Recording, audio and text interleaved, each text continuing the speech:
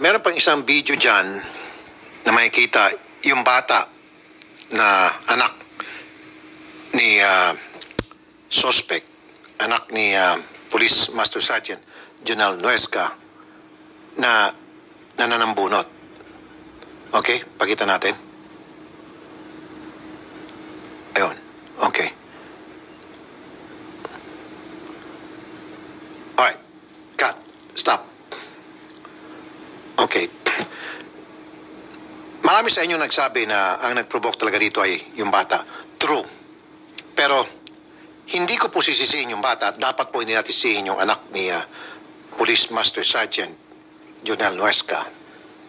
Dahil number one, yung bata ho isinama ni Sergeant Nuesca sa eksena. Hindi naman pupunta yung bata niya kung hindi sinama nung tatay niya. Pangalawa, merong old saying na what monkey see, monkey do. Ang ibig sabihin po niyan, kung ano nakikita ng mga bata, ginagawa nila. Ano nakikita nila sa kanilang bahay, ginagawa nila. So, ibig sabihin,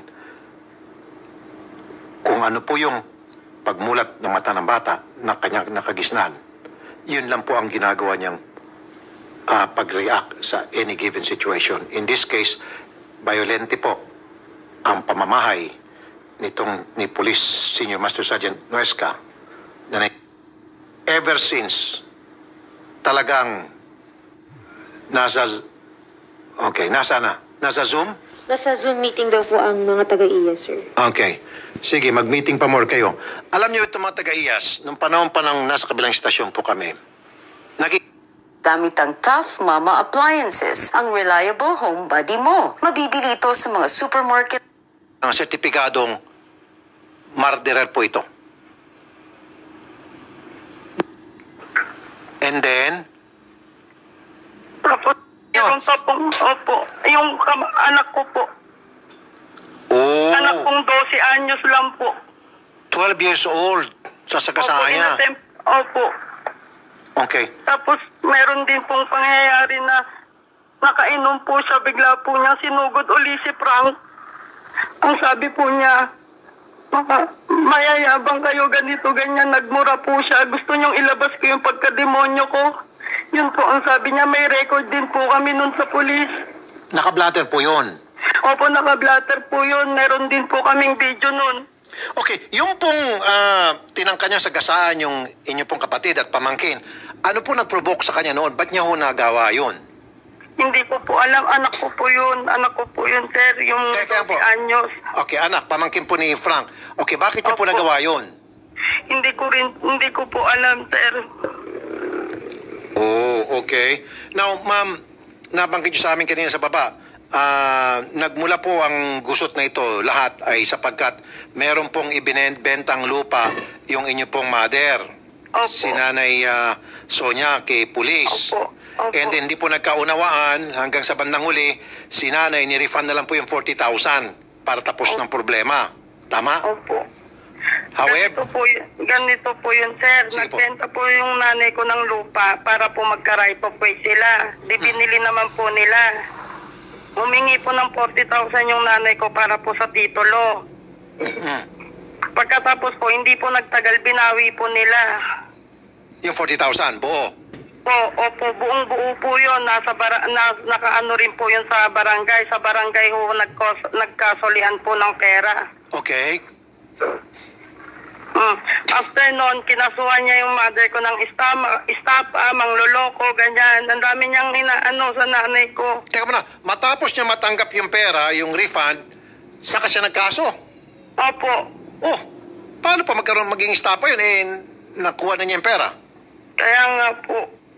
Okay, na-dismiss po yung kaso, tama? Opo, na-dismiss po yung kaso. Pero hindi po niya matanggap-tanggap pa rin yung tungkol sa transaksyon na yon, kaya nagtanim pa rin siya ng galit. Opo.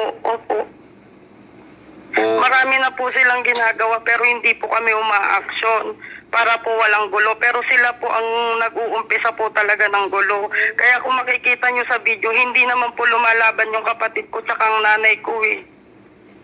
Okay. Yung misis po kasama din sa pangharas. Tuwing Ano po? nagkakaroon po ng problema sa pagitan ng pamilya niyo at Opo. pamilya nila. Kasama niya po buong pamilya niya, pati yung anak niya, tuwing may mangyayaring ganun. Palagi po niyang sinasama yon. At tuwing mag-iskandalo siya, tuwing harasin niya yung pamilya niyo, bit-bit niya ang kanyang misis at kanyang anak. Opo, totoo po yun. At bakit daw po? Para mag-video yung anak, taga-video. Yun, ganun din po. Opo. So ginawa niyang videographer yung kanyang anak sa lahat ng katarantaduhan niya. Okay. Ma'am, Po. pasensya na po. I have to ask you this. Ano po yung immediate na naramdaman po ninyo matapos pong mangyaring insidente at ngayon nabalitaan nyo nakakulong na po itong si Police Master Sergeant Jonel Nuesca? Siyempre po, sobrang sakit naman po. 2 buhay po ang kinuha niya. Hindi sapat ang kulong para sa kanya. Kasi 2 buhay po yung kinuha niya sa amin.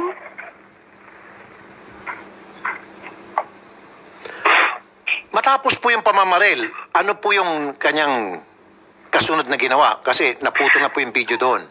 Naglakad siyang parang walang nangyari. Normal na lakad. Kasama niya yung anak niya.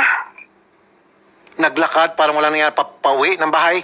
Opo, pauwi ng bahay. Tapos doon na po siya tumakas. Doon na po siya pumuntang Rosales. Yung anak niya po, ano naging reaksyon matapos makita yung pamamaril? Pati misis, ano po naging reaksyon? Wala po.